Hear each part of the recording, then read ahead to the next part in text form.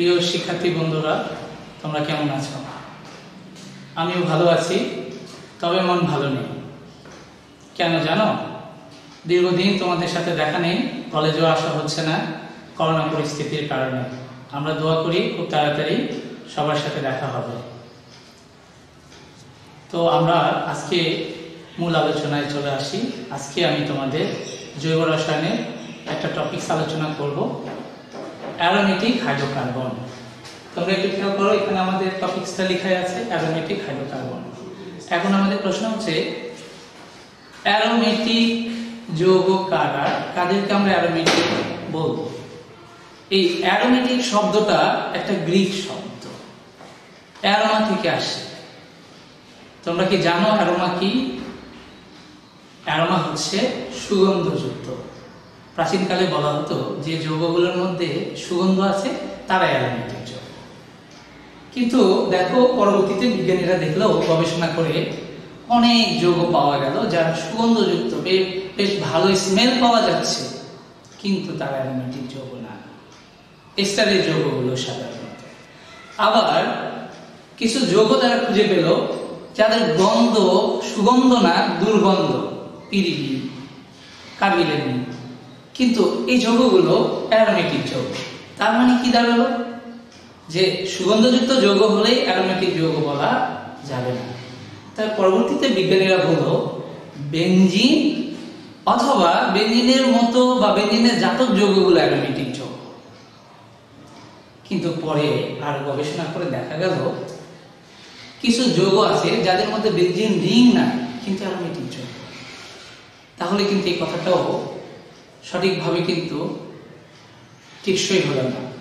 পরবর্তীতে অনেক বিজ্ঞানীরা অনেকভাবে তথ্য দিতে দিতে বিজ্ঞানী হাকেল এর প্রকৃত একটা ধারণা দিতে পেরেছেন যে কারা অ্যারোমেটিক যৌগ আর কারা অ্যারোমেটিক যৌগ না। তবে এই হাকেল তত্ত্বটা আমরা আজকে ক্লাসের শেষের দিকে আলোচনা করব। তবে মনে রাখবে, অ্যারোমেটিক যৌগের মূল যৌগ, আদর্শ যৌগ বা মাদার কম্পাউন্ড যাই বলে না কেন, বেনজিন। অর্থাৎ আমি তোমাদের বলছি যে তুমি যদি বেনজিন সম্পর্কে একটা ধারণা নিতে পারো, তাহলে অ্যারোমেটিক যৌগের কিন্তু মোটামুটি একটা ধারণা নিতে পারো। তাহলে বেনজিনের তুমি যদি বৈশিষ্ট্য, বেনজিনের গঠন, এই বিষয়গুলো যদি তুমি একটা পূর্ণাঙ্গ ধারণা নিতে পারো, তাহলে কিন্তু তোমরা অ্যারোমেটিক যৌগ সম্পর্কে একটা বেসিক ধারণা পেয়ে যাবে। তো আমি তোমাদের বেনজিনের ধারণা দেওয়ার শুরুতে আমি বেনজিন অণুর অরবিটালের গঠন তোমাদের দেখাবো। তবে আমাদের বোর্ডে আসলে এটা আঁকতে গেলে একটু অনেক সময় লাগবে, বিধায় আমি তোমাদের জন্য এইটা একটু রেডি করে নিয়ে আসি। তোমরা একটু খেয়াল করো। ওকে, খেয়াল করে দেখো বেনজিনের অণুর আণবিক অরবিটাল গঠন। তোমরা ভালো করে জানো বেনজিন মানে C6H6। এটা তার আণবিক সংকেত না, এটা তার আণবিক সংকেত। কিন্তু আমরা গঠন যখন লিখব, এক্স-রে বা বিভিন্ন আয়ন রশ্মি, রঞ্জন রশ্মির সাহায্যে পরীক্ষা করে দেখা গেছে যে এই বেনজিনের আণবিক গঠনটা একটা ষড়ভুজ, এরকম একটা গঠন। তো তোমরা এই গঠনের দিকে একটু খেয়াল করে দেখো, প্রত্যেকটা কর্নারে, এই ষড়ভুজের প্রত্যেকটা কর্নারে তোমরা একটা করে কার্বন দেখতে পাচ্ছ। আর কি দেখতে পাচ্ছ?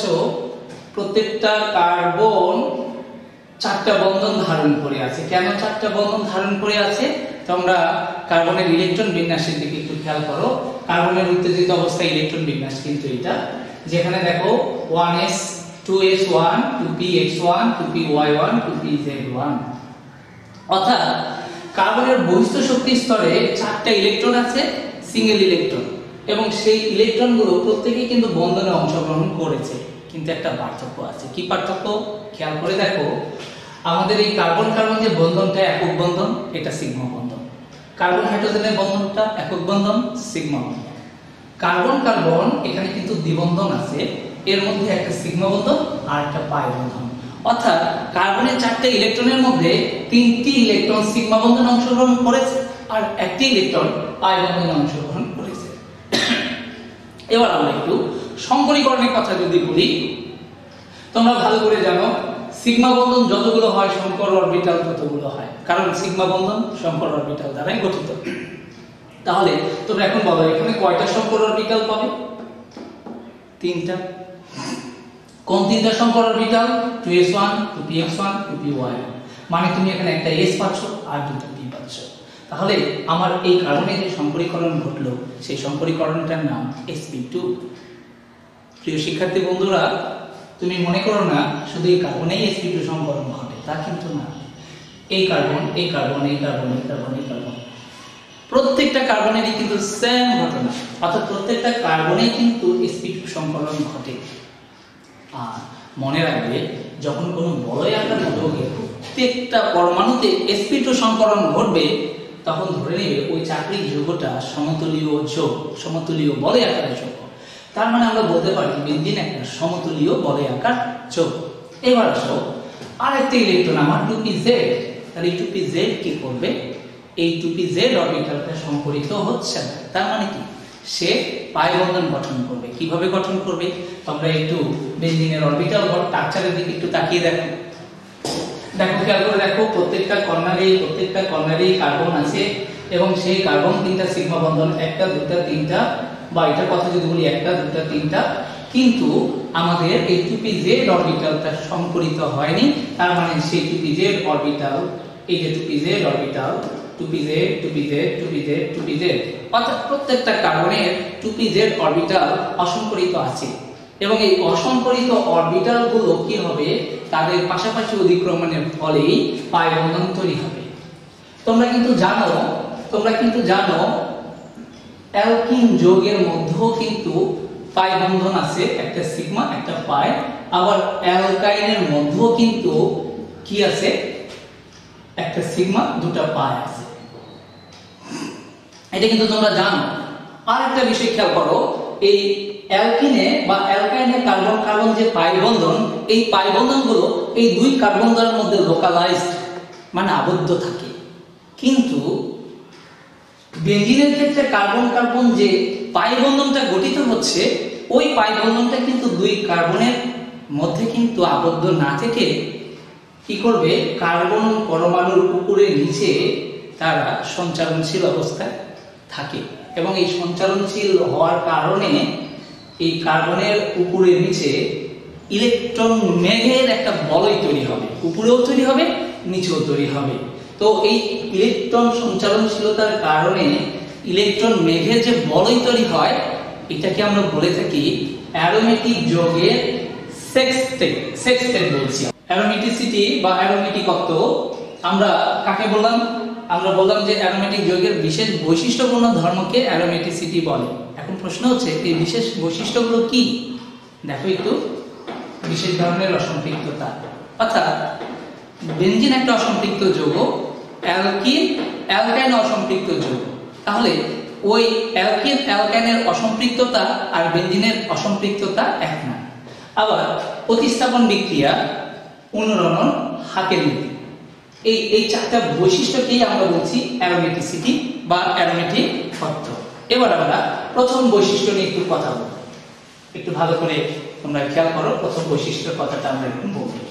বিশেষ ধরনের অসম্পৃক্ততা।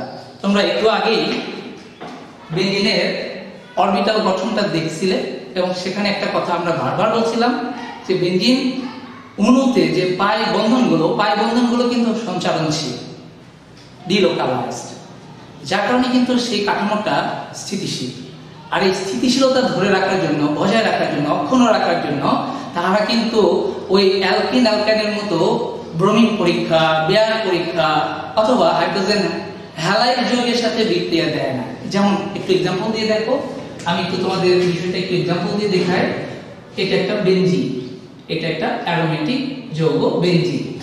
আমরা আগে বলেছি বেনজিনকে কিন্তু অ্যারোমেটিক যৌগের আদর্শ যৌগ বা মূল যৌগ বলা হয়। তো এই বেনজিনের সাথে আমরা যদি ব্রোমিনের সাথে বিক্রিয়া করি কার্বন টেট্রাক্লোরাইডের উপস্থিতিতে, নো রিঅ্যাকশন, মানে কোনো বিক্রিয়া দিবে না। আবার তুমি যদি KMnO4 ক্ষারীয় পটাশিয়াম পারম্যাঙ্গানেটের সাথে যদি বিক্রিয়া করো, এখানেও কোনো বিক্রিয়া দিবে না। আবার যত হ্যালোজেনের অ্যাসিড আছে এদের সাথে যদি বিক্রিয়া করো, নো রিঅ্যাকশন, কোনো বিক্রিয়া দিবে না। তবে কিছু শর্ত সাপেক্ষে আমাদের বেনজিন সংযোজন বিক্রিয়া দেয়, যেমন হাইড্রোজেনের সংযোজন বিক্রিয়া দেয়, আবার ক্লোরিনের সংযোজন বিক্রিয়া দেয়। তবে শর্ত সাপেক্ষে। দেখে নি কি রকম ভাবে বিক্রিয়াটা হচ্ছে। যেমন দেখো হাইড্রোজেন সংযোজন, হাইড্রোজেন সংযোজন। তো আমরা বেঞ্জিনের সাথে যদি হাইড্রোজেন সংযোজন করি কার উপস্থিতিতে, নিকেল প্রভাবকের উপস্থিতিতে, তুমি যদি 200 ডিগ্রি সেলসিয়াস তাপ দাও, দেখো তো বেঞ্জিনে কয়টা দ্বিবন্ধন তুমি দেখতে পাচ্ছ? 3টা। তাহলে একটা দ্বিবন্ধনকে সম্পৃক্ত করতে এখন কিন্তু হাইড্রোজেন প্রয়োজন। তাহলে আমার 3টা দ্বিবন্ধনকে সম্পৃক্ত করতে আমার 3 অণু হাইড্রোজেন প্রয়োজন। তাহলে এখানে যে যৌগটা তৈরি হবে এই যৌগটা কিন্তু এরকম হবে। অর্থাৎ বেঞ্জিন কিন্তু মানেই আমরা জানি C6H6, আরো 3 দুগুণ 6টা হাইড্রোজেন এর সাথে এই কর্নারে একটা, এখানে একটা, এখানে একটা, এখানে একটা, এখানে একটা, এখানে একটা যুক্ত হয়েছে। তখন আমরা এই যৌগকে বলছি সাইক্লোহেক্সেন। আবার বেঞ্জিন কিন্তু ক্লোরিনেশন বিক্রিয়াও দেয়, সেক্ষেত্রে কি সূর্যের আলোর উপস্থিতি থাকতে হবে। তাহলে এবার একটু দেখি ক্লোরিন সংযোজন যদি করি তাহলে কি বিক্রিয়া হবে। আমরা জানি বেঞ্জিন মানে, একটু ভেঙে গঠনটা লিখি তাহলে তোমাদের বিক্রিয়াটা বুঝতে একটু সুবিধা হবে। Hydrogen hydrogen hydrogen hydrogen hydrogen hydrogen, এটা কিন্তু বেঞ্জিন। আমরা একটু বেঞ্জিনের গঠনটা দেখলাম। এবার এর সাথে আমরা কি করতেছি, ক্লোরিনের সংযোজন ঘটাবো কার উপস্থিতিতে, সূর্যালোক। আবারও বলছি বেঞ্জিনের 3টা দ্বিবন্ধন আছে, তার মানে আমার ক্লোরিন দরকার কিন্তু 3 অণু। তাহলে আমার এখানে 3 অণু ক্লোরিন দিতে হবে। তাহলে এখানে একটা ক্লোরিন, এখানে একটা যুক্ত হলে এখানে কিন্তু একটা দ্বিবন্ধন, এক বন্ধন হবে। সিমিলারলি এখানে এখানে এখানে এখানে যুক্ত হবে। তার মানে আমার যৌগটা হবে কি,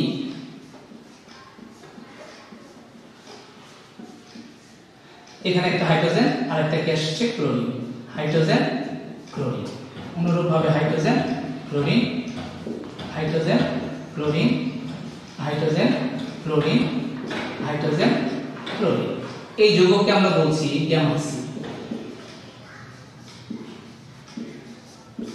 প্রিয় শিক্ষার্থী বন্ধুরা, এই পরীক্ষা দ্বারা কিন্তু আরেকটা বিষয় বা এই বিক্রিয়ার সাহায্যে আমরা আরেকটা বিষয় কিন্তু বলতে পারি, সেটা কি, বেঞ্জিন একটা অসম্পৃক্ত যৌগ যেখানে 3টা দ্বিবন্ধন আছে।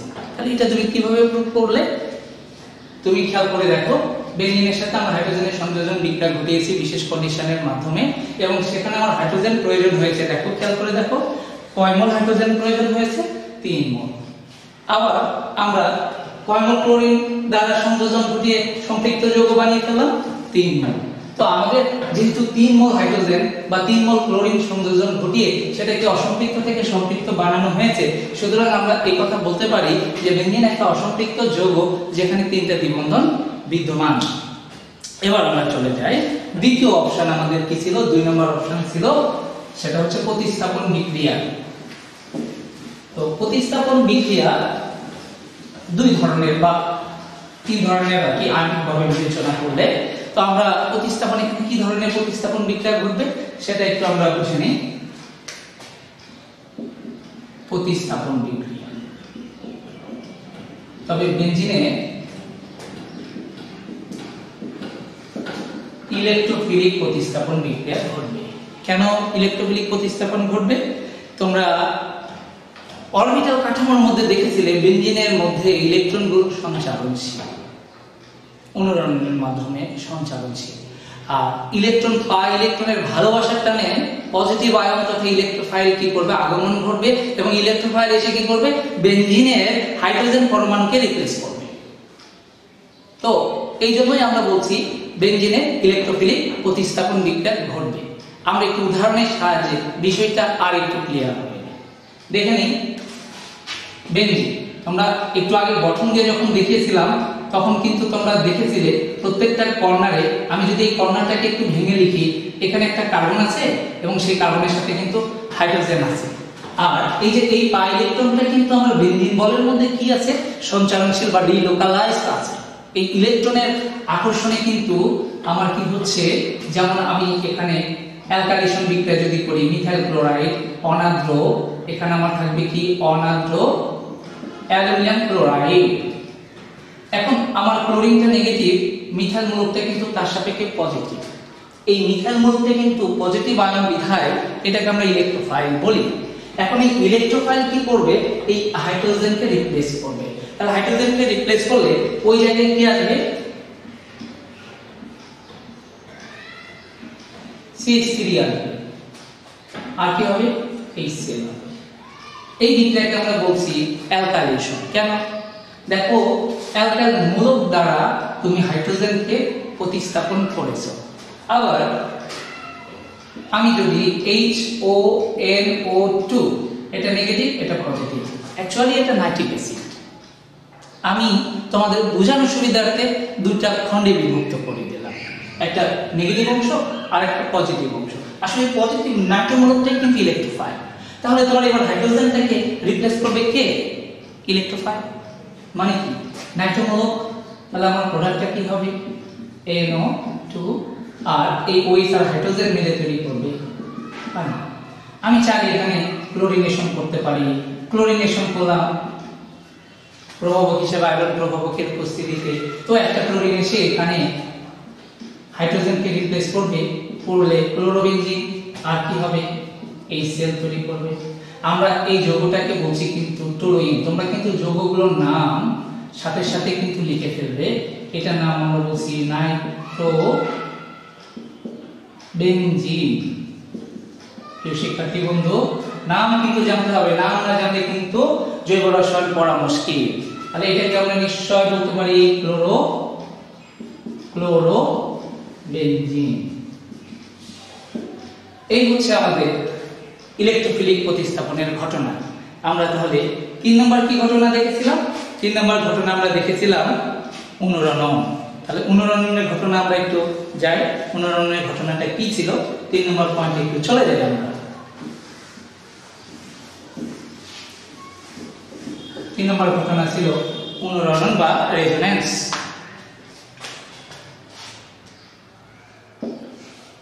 অনুরণন বা রেজোন্যান্স। প্রথমে আমরা জানি অনুরণন বা রেজোন্যান্স কি। কোন একটা যৌগের অণুর কাঠামোে যদি পরমাণুগুলোর অবস্থান পরিবর্তন না হয়, কিন্তু পাই ইলেকট্রনগুলোর যদি বিন্যাসের পার্থক্যজনিত কারণে তুমি একাধিক কাঠামো যদি পাও, তাহলে সেই কাঠামোগুলোকে তুমি বলবে রেজোন্যান্স কাঠামো বা অনুরণন কাঠামো। আমি একটু চিত্রের মাধ্যমে বিষয়টা দেখিয়ে তোমাদের আরেকবার অনুরণনটা কি বুঝিয়ে দিই। যেমন আমরা একটা বেঞ্জিন কাঠামো যাচ্ছি, এই বেঞ্জিন আমি তোমাদের বোঝার সুবিধার্থে আমি এই কর্নারে একটু রেড কালার করে দিলাম, মানে এখানে একটা ইলেকট্রন, এখানে একটা ইলেকট্রন আছে, আমি এই জায়গায় একটা রেড কালার করে দিলাম, এই জায়গায় একটা রেড কালার করে দিলাম। তো এই ইলেকট্রনগুলো কি করে, পরস্পরকে বিকর্ষণ করে পাই ইলেকট্রনগুলো। অর্থাৎ এই ইলেকট্রনটা শিফট করে যখন এখানে যায়, তখন এই ইলেকট্রনটা শিফট করে এখানে যায় এবং এই ইলেকট্রনটা শিফট করে এখানে যায় বিকর্ষণের কারণে। এতে করে দেখো পরের ধাপে যে গঠনটা আমরা দেখতে পাবো সেটা কেমন দেখতে পাবো, আমরা যেটা দেখতে পাবো এটা যদি শিফট করে এখানে যায়, তাহলে এটা যদি শিফট করে এখানে যায়, এখানে আসবে, এটা এখানে আসবে। অর্থাৎ আমার যে রেড কালারের ইলেকট্রনটা আমি বোঝাচ্ছি এখানে, এটা এখানে, এটা কিন্তু এই জায়গায় চলে যাচ্ছে। তাহলে এই যে দুটো কাঠামো, এটা 1 নম্বর কাঠামো আর এটাকে আমি বলছি 2 নম্বর কাঠামো। তো প্রিয় শিক্ষার্থী বন্ধুরা, তোমরা দেখো মাথার উপর তোমাদের একটা ফ্যান দেখতে পাচ্ছ, একটু ভালো করে দেখো তো ফ্যানের কয়টা পাখা দেখতে পাচ্ছ। আমি কিন্তু 3টা দেখতে পাচ্ছি, তোমরা নিশ্চয়ই 3টা দেখতে পাচ্ছ। কিন্তু এখন আমরা যদি সুইচটা অন করে দিই, তাহলে ফ্যানটা যখন ঘুরবে তখন তুমি কিন্তু ফ্যানের পাখা কিন্তু আর কাউন্ট করতে পারবে না, একটা চক্র মনে হবে, একটা বলয় মনে হবে। ঠিক শিক্ষার্থী বন্ধুরা, আমাদের কিন্তু বেঞ্জিনের রিংটা কিন্তু বেঞ্জিনের ভিতরের পাই ইলেকট্রনটা কিন্তু দেখো যখন ইলেকট্রনগুলো এইভাবে অনবরত মুভ করতে থাকবে, ডিলোকালাইজ হতে থাকবে, সঞ্চালনশীল থাকবে, তখন কিন্তু তুমি বেঞ্জিনের ভিতরে ওই ফ্যান ঘুরে যেরকম একটা বলয় বা চক্র মনে হয়, ঠিক এরকম একটা চক্র মনে হবে। এই গঠনটা ব্যাখ্যা করলেন একজন ভদ্রলোক বিজ্ঞানী কেকুল। এই জন্য আমরা এই গঠনটাকে কেকুলের গঠনও বলতে পারি। কেকুলের গঠন, কেকুল নামটা একটু লিখে রাখো, কেকুল ইকুলার টাইপের নাম, একটু মনে রাখতে হবে। তো এটা একটা রেজোনেন্স স্ট্রাকচার, বিশেষ করে আমরা রেজোনেন্স স্ট্রাকচার বলবো এইটা, আর এই গঠনটাকে আমরা বলবো অনুরণন কাঠামো। অনুরণন কাঠামো। এখন এখানে যে অনুরণন হবে সেটা বুঝবো কিভাবে, আমি তোমাদের আগেই একটু বুঝিয়ে দিয়েছিলাম যে আমার যখন কার্বন কার্বন একক বন্ধন, এখানে বন্ধন দূরত্ব আমরা বলেছিলাম 0.154 ন্যানোমিটার। আবার কার্বন কার্বন যখন দ্বিবন্ধন, তখন এখানে বন্ধন দূরত্ব আমরা বলেছিলাম 0.134 ন্যানোমিটার। অথচ এখানে কিন্তু কার্বন কার্বন বন্ধন দূরত্ব 0.139 ন্যানোমিটার। এই বন্ধন দূরত্বটাই কিন্তু তোমাকে জানান দিচ্ছে, তোমাকে প্রুভ করছে যে বেঞ্জিন বলয়ের মধ্যে অনুরণন সংঘটিত হয়। এবং আরো একটা কথা বলি, এই অনুরণন ঘটে বলেই বেঞ্জিন অণুর কাঠামো বা অ্যারোমেটিক যৌগের কাঠামো অত্যন্ত স্থিতিশীল। তোমরা ভালো থেকো, সুন্দর থেকো, সুস্থ থেকো, এই প্রত্যাশায় আজকের ক্লাস এখানে শেষ করলাম।